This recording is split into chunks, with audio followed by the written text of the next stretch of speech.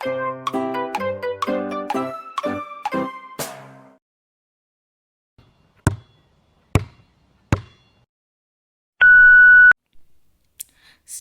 My speaker, sir.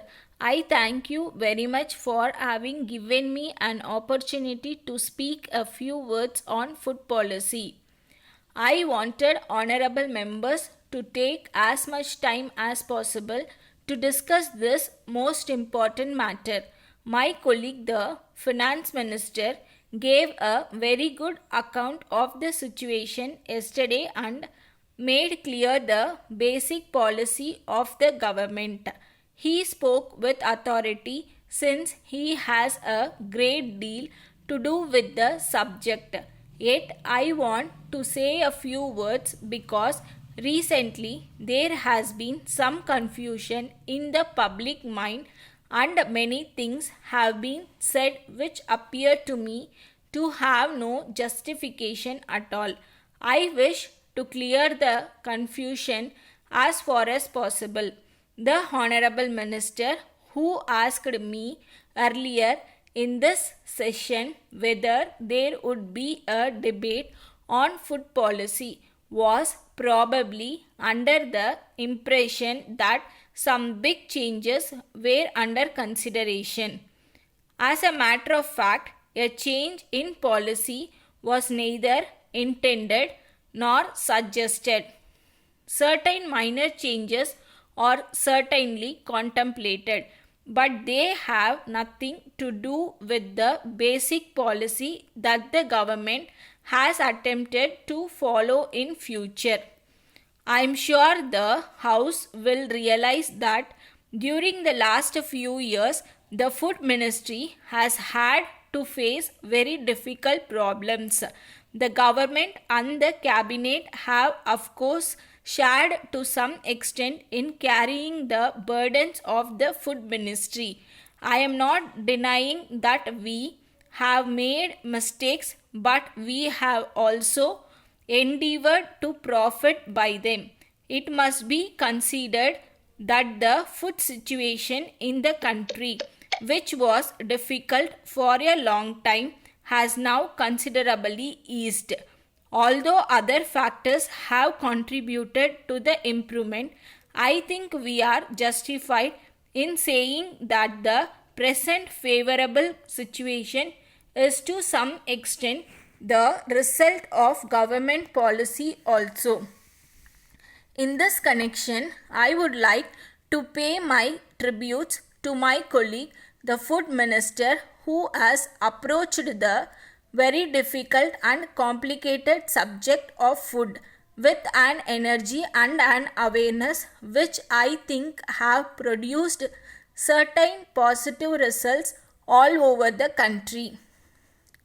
In a debate of this kind, it is natural that honorable members should be more concerned with the situation in their particular state or area, and it is right that they should do so.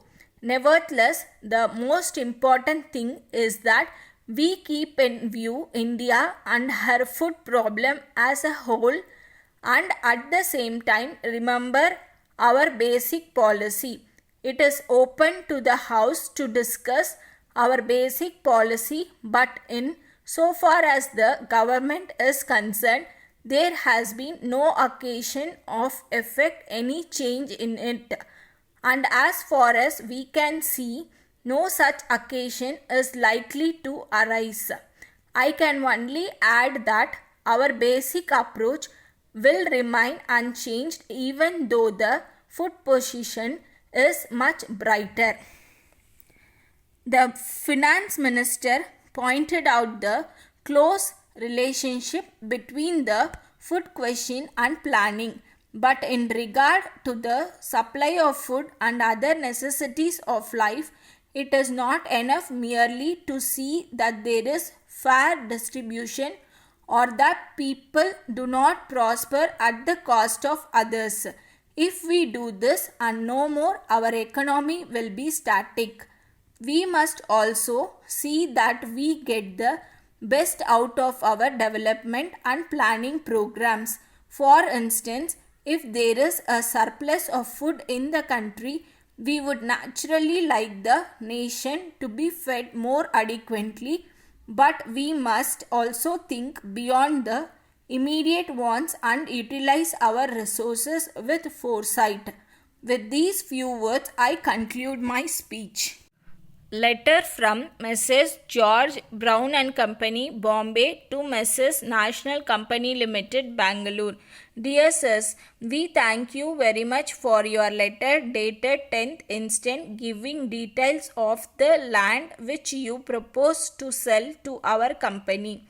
As you are aware, we are the leading company in this part of the country engaged in the manufacture of latest design of household furniture. We have got several branches all over the country and in some of the foreign countries also. We intended to expand our business activities in India and in other countries. With this in view, we are on the lookout for a suitable land in the important business area of your city for locating our showroom.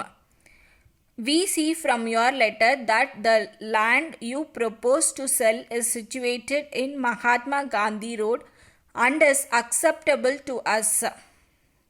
Our engineer will be visiting Bangalore in the course of the next few days for the purpose of valuation of the property.